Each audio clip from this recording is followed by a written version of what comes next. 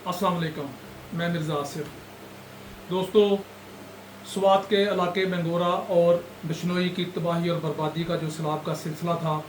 वो वहाँ पर तो किसी हद तक थम चुका है, लेकिन वहाँ पे जो तबाह बर्बादी हुई है यकीनन उस पर हमें अफसोस भी है और हम उन दोस्तों का, उन लोगों का शुक्रिया भी अदा करते हैं जिन्होंने वहाँ पे जाकर अमदादी कामों में हिस्सा लिया, जिन्होंने वहाँ पे लोगों को मुश्किलात में उनका साथ दिया और उनको हौसला, और उनके लिए लोगों ने मुख्तलिफ़ तरह की अमदाद मुहैया की और उन लोगों को उस मुसीबत और मुश्किल से निकालने में मदद की।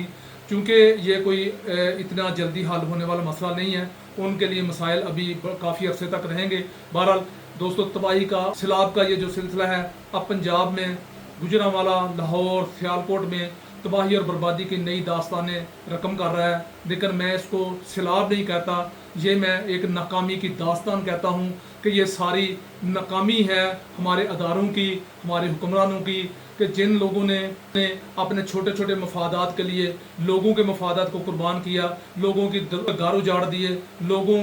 को तबाह बर्बाद कर दिया। यहाँ पे लाहौर में मुख्तलिफ़ जगह से, सियालकोट से, गुजरांवाला से जो वीडियो बन के आ रही हैं, जो लोग वहाँ से हालात दिखा रहे हैं, बता रहे हैं, यकीन माने वो इतने दर्दनाक हैं, इतने तकलीफ दे हैं। लोग दरख्तों के ऊपर चढ़े हुए हैं जान बचाने के लिए, लेकिन उन तक पूरी तरह इमदाद नहीं पहुँच रही। लेकिन यहाँ पे हो क्या रहा है, फ़ोटो सेशन हो रहे हैं, यहाँ पर वीडियो बन रही हैं, टिकटॉक बन रहे हैं। वो बीबी साहबा जो काफ़ी दिनों बाद अब तशरीफ़ लाई हैं और लोगों के अंदर आके ये बताने की कोशिश कर रही हैं कि वो बड़ी लोगों की हमदर्द हैं, बड़ी उनायती हैं लोगों ने। इसके बावजूद साथियों, जो तबाही और बर्बादी की वीडियो और सोशल मीडिया पे अपलोड हो रही हैं और जो लोग अपने जोलियां उठा उठा कर इन लोगों को बददुआएं दे रहे हैं, जो इन लोगों को वो जिन अलकाब से नवाज रहे हैं, यकीनन ये उन लोगों की तकलीफ़ है, उनका दुख है। एक शख्स है, एक फ़र्द है, वो घर बनाने में कितना अरसा लगाता है और कितनी देर में और कितनी मेहनत और कितने कह लें कि माली वसाइल वो खर्च करता है, लेकिन उसके घर को अगर तबाह बर्बाद इस तरह कर दिया जाए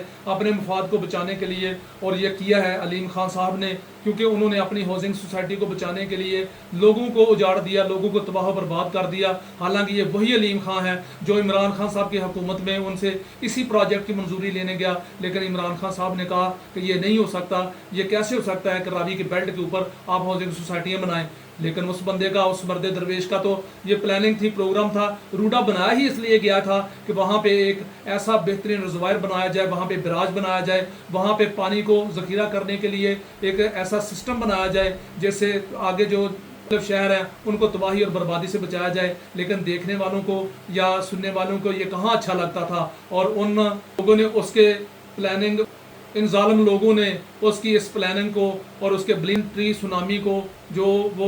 बार बार बड़े फ़ख्र से बात करता था कि यहाँ पे दरख्त लगने चाहिए क्योंकि क्लाइमेट चेंज की वजह से पाकिस्तान मुतासरा तरीन मुल्कों में शामिल है, लेकिन उन लोगों को, जो लोग इस मुल्क के मालिक अपने आप को समझते हैं, उनको ये बात अच्छी ना लगी और उन्होंने उसको इस ओहदे से ही उतार दिया। अब वो जो लोग लाकर यहाँ पर बिठा दिए गए हैं, उनका क्या कमाल है, उनकी कोताहियाँ, उनकी नाकामियाँ हमारे साथ में खुल के आ गई हैं, और ये तबाहियाँ और बर्बादियाँ अब तो पता चलेगा आगे पहुँच के कि ये सिंध में और दीगर जो आगे शहर आएंगे उनमें क्या करता है, क्या उसके लिए कोई पेशबंदी, इन्होंने कोई एहतियाती तदाबीर की हैं। ये सारा इंशाल्लाह आइंदा 2-4 दिनों में पता चल जाएगा। लेकिन हमें सबसे बड़ी बात यह है कि जो लोग इस मुसीबत में घिरे हुए हैं, हमें उनकी मदद करनी चाहिए। जिस तरह भी हम उनकी मदद कर सकते हैं, खाना देकर कर सकते हैं, कपड़े देकर कर सकते हैं, रहाइश देकर कर सकते हैं,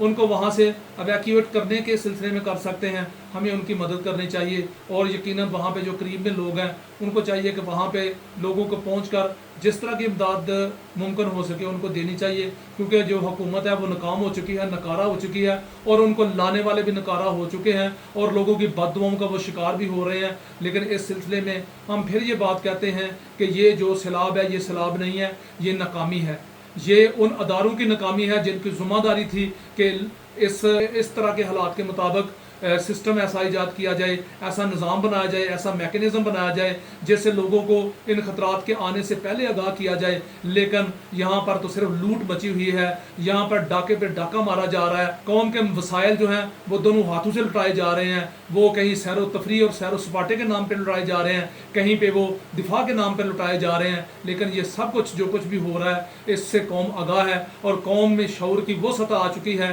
कि लोग अब बात करते हैं, अब वो बातें करते हैं हैं जिनको पहले अलफ बे भी नहीं आती थी। कौम को ऐसा शऊर हासिल हो चुका है कि लोग अब किसी चीज़ को जो है वो सुनने को तैयार नहीं है, वो हर चीज़ याद रखी हुई है और हर वो पुरानी से पुरानी वीडियो लाकर बताया जाता है कि फ़लाँ वक्त में फ़लाँ ने क्या कहा था, फ़लाँ वक्त में फ़लाँ ने क्या कहा था। और ये ऐसी चीज़ें हैं जो लोग इनके मुंह पे भी बयान कर सकते हैं, और वो वक्त भी आएगा जब लोग इनके मुंह के सामने इनको बताएंगे कि इनके जो स्याह कारनामे हैं उनकी वजह से मुल्क को कितना बड़ा नुकसान पहुंचा है। और अल्लाह से दुआ करते हैं कि अल्लाह हमारे मुल्क को इस तबाही और बर्बादी से महफूज रखे, और जिन लोगों के घर उजड़ गए हैं, जिन लोगों का नुकसान हुआ है, अल्लाह उन पर रहम करे और हमें ताकत और हिम्मत दे, हम उन लोगों के लिए किसी हद तक काम आ सकें, और जो इस तमाम तबाहकारियों में वफात पा चुके हैं अल्लाह उनके दर्जात बुलंद करे और उनके लवाहिकीन के लिए अल्लाह सब्र जमील अता फरमाए। अल्लाह से दुआ है कि अल्लाह हमें हर अच्छे काम में आगे बढ़कर हिम्मत और हौसले के साथ एक दूसरे की मदद करनी चाहिए,